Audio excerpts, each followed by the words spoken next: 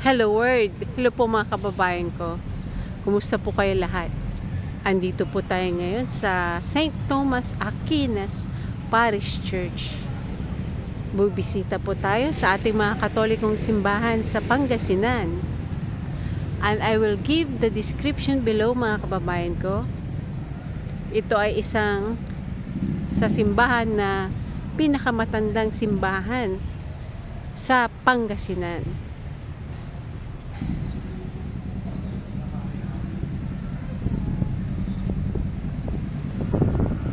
Meron po itong school. Diyan po sa kabilang school nila sa St. Thomas Catholic Church. Dito po yung sa opisina ng mga pang may kakasal, opisina ng simbahan. Tignan nyo po yung structure nila. Bagamat luma, pero maganda pa rin.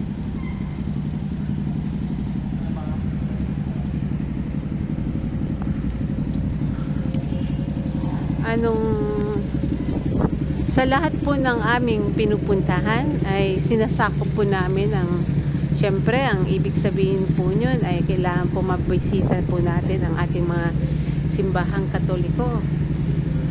Samahan nyo po akong magsimba, magdasal, bumisita sa ating mga Katolikong simbahan, mga kababayan ko.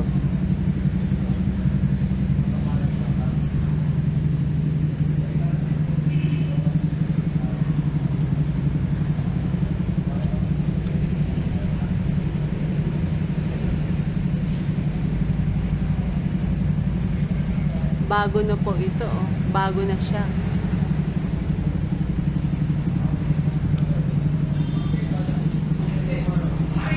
Tingnan nyo naman po yung kanilang door. Tagal na po ito eh. May doba. I think is, ano pa to, mostly mahogany.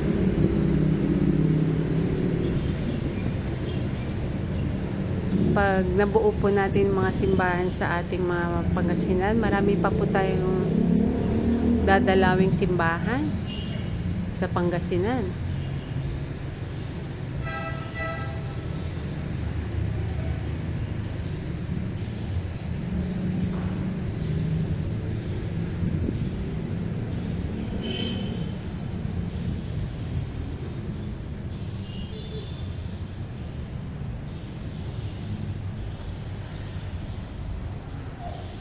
Kung makikita nyo po yung last sufferings ng mahal na Panginoong Jesus, yung kanilang nasa taas, yung Station of the Cross, at marami pa po tayong imahe na ating mga mahal na santo na nandito. Dahil magpe-fiesta po dito tuwing itong March na po ito ay fiesta po nila dito. Halos sabay-sabay po ang fiesta ng bawat lugar.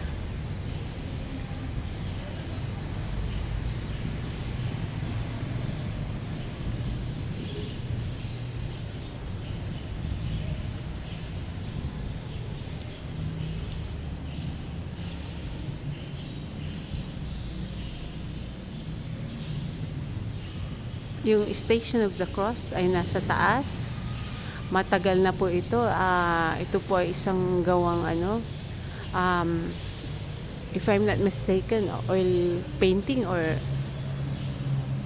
ang kanyang, pero kasi wala pong nakasulat kung sino po ang gumawa.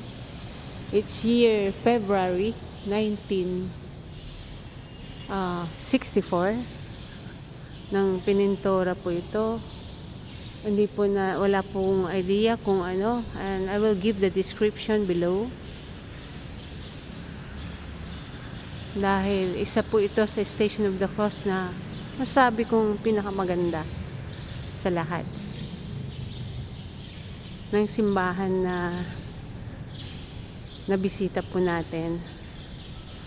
At pananampalataya, pananalig sa Diyos po ang ating kailangan sa ating buhay, sa araw-araw ng ating gawain. Hindi naman po pwede na puro trabaho lamang po tayo. kailangan po nating magdasal. Ang ating spiritual ay kailangan na patibayin para po maligtas po tayo sa ating mga gawain sa araw-araw.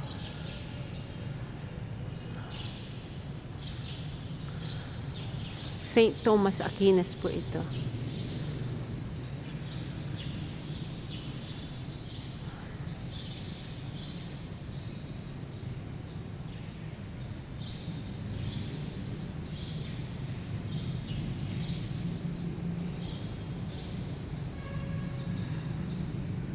Iba-iba po yung disenyo minsan na ginagawa.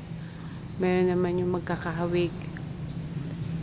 Awat loobin ng Diyos na makarating po tayo sa iba-ibang simbahang Katoliko sa ating lugar. Kung saan po kami mapunta, minsan hindi na po tayo nakakabisita dahil po sa mga ibang gawain at oras. Gaya sa Bigan, nung pumunta po tayo sa Bigan, nung finiture ko po yung Bigan, hindi na po tayo nadalaw sa simbahan po dahil sa fully book na po yun dahil may event po dun.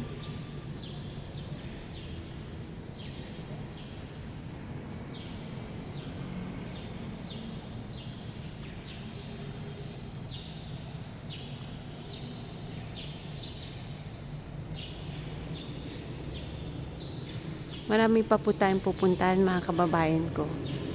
Awat loobin ng Diyos na makarating po tayo sa mga lugar niyo din po.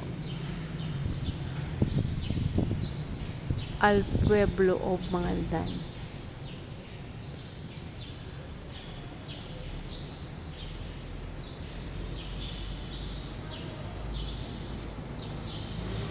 Jesus, I trust in you.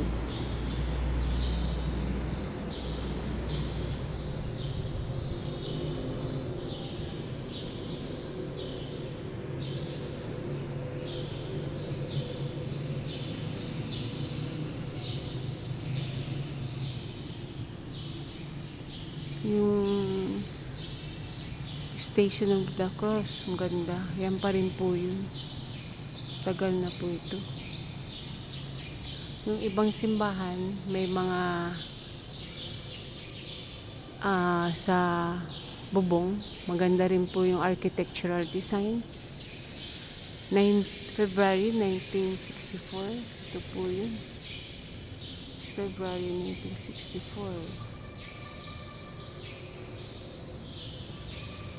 Yan. Hand painting, ganda. Ano po ba? Buhay na buhay yung larawan.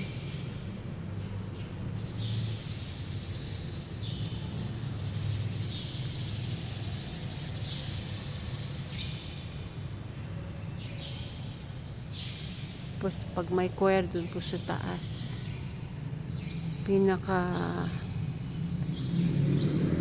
isa sa pinakamatandang lugar to, pinakamatandang Katoliko, simbahang Katoliko. Ito po yung ating mga imahe. Virgin Mary, Nuestra Señora de Fatima, Our Lady of Fatima, pray for us always, O Lord. Saint Anthony, pikasi mo kami. Pangasinan po yun.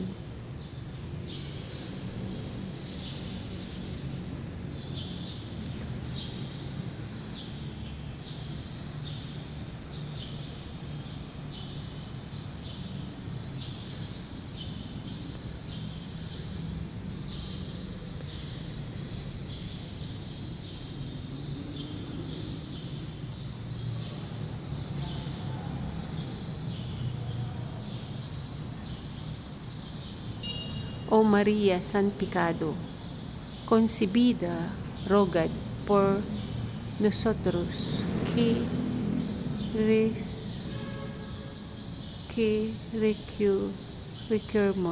requerimos ebus. Isa po siyang Spanish-Latin.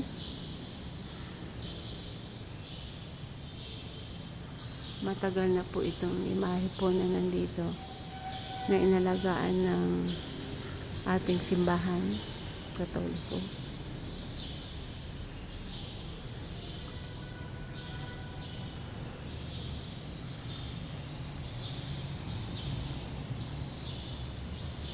Pray for us. Iba-iba po yung ating imahe. Bagamat iba-iba po yung pangalan ng ating Birhen Maria sa iba-ibang lugar, kung yung iba po nako-confuse na nagtatanong kung iba-iba po ba yung Jesus I Trust in You. Yung nagtatanong na may nag-comment na sabi, iba-iba po ba ang imahe ng santo? Sabi ko, iisa lamang po ang ating mahal na Birhen Maria, dahil binigyan po ng pangalan ng bawat parokya ng ating simbahan. Si St. Anthony.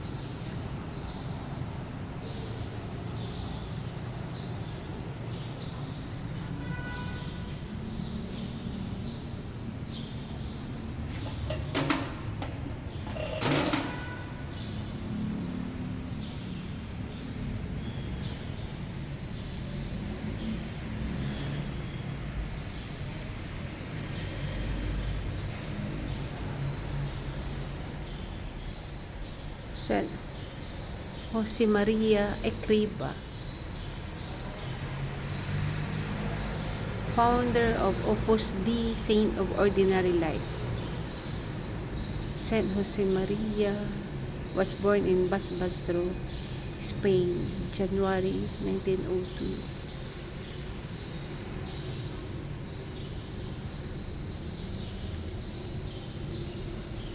Malaki pong ambag ni Father Jose Maria sa ating sa Roman Catholic.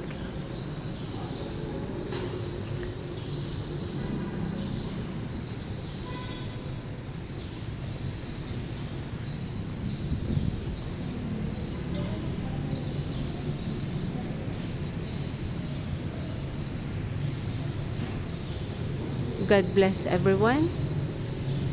Comment sa suggestion lamang po kayo kung saan pong simbahan tayo magbibisita at magdadasal, mga kababayan ko. Maraming salamat po. Salamat sa suporta na ibinibigay niyo po sa ating channel. Pag-ingatan po kayo ng Diyos, mga kababayan ko. God bless to all.